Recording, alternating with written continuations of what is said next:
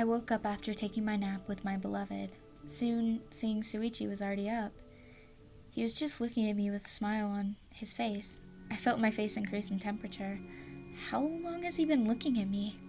Good morning, Kichi, he whispered, letting his hands move up to my face. I'm glad you got some sleep. I kissed his lips before pulling back to look at him. Thank you for letting me get some sleep. He paused for a moment, a blush soon coming to his face as well. I slept better when with you next to me. I blushed at this comment. You're welcome, I said, silently cursing at myself for stuttering.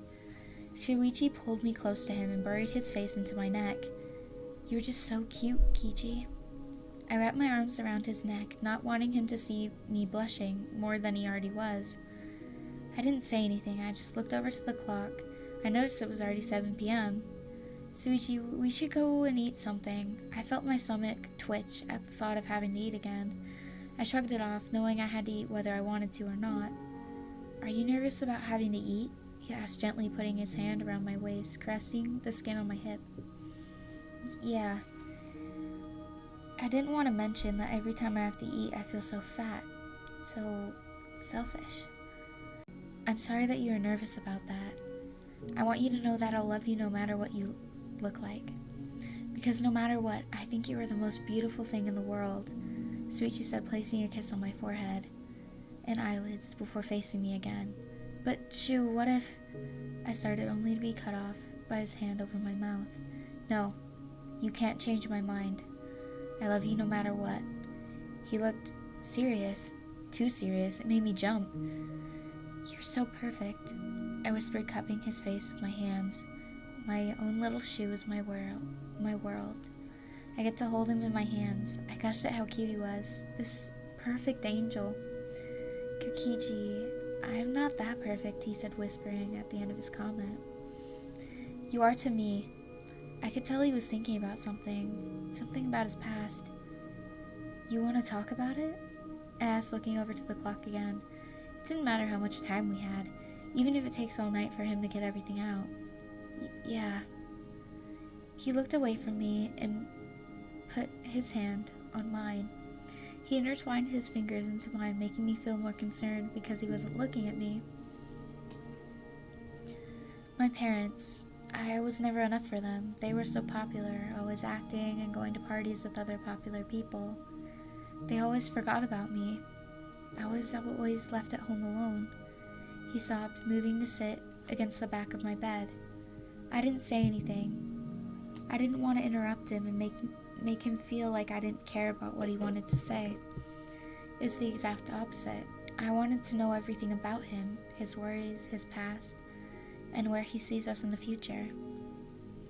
They always put so much pressure on me to be the son they wanted me to be, but I wasn't good enough, and soon enough they kicked me out because I wasn't what they wanted and got taken in by my uncle. He stopped and let his tears fall. I slid my hand around his wrist to gently hold his hand, moving my other hand to his cheek to wipe away the tears. It's okay, because now you have me and everyone here. We all care about you. You will always be more than enough for me, because you are perfect to me, Shuichi. I kissed his tears away and planted kisses all over his face, briefly moving to his shoulders just to come back to his face. Kichi, thank you. I never thought I would have been lucky enough to find someone like you. He smiled and put his hands on my cheeks, pulling me closer to him. His lips came to mine with a small kiss. It was full of love, and it was almost too sweet for me. I never thought you could express emotions like this, so genuine, so pure, so sweet. I love you so much, and I will stay with you and try my best to make you see yourself as I see you.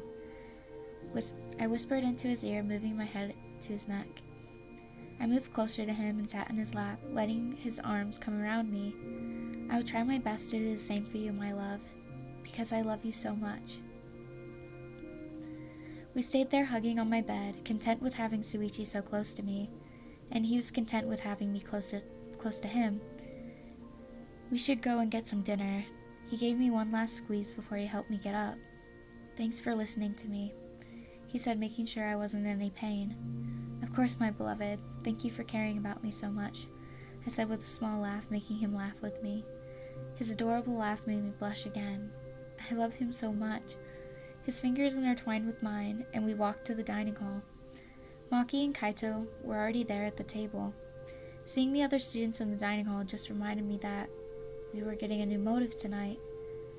Shuichi, Kichi, I'm glad you guys can make it, Kaito yelled while we walked over to our spots across from them.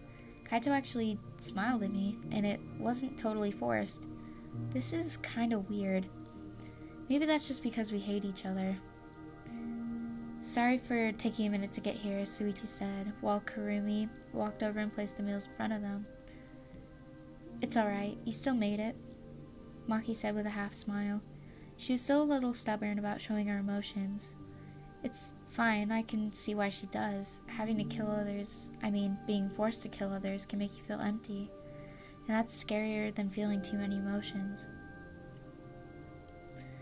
We still need to do the night watch tonight. Are you guys ready? Maki asked, looking over at Kaito, who gave us a nod before she turned her focus back to us. As ready as we'll ever be, Shuichi said. I could feel his hands shaking in mine.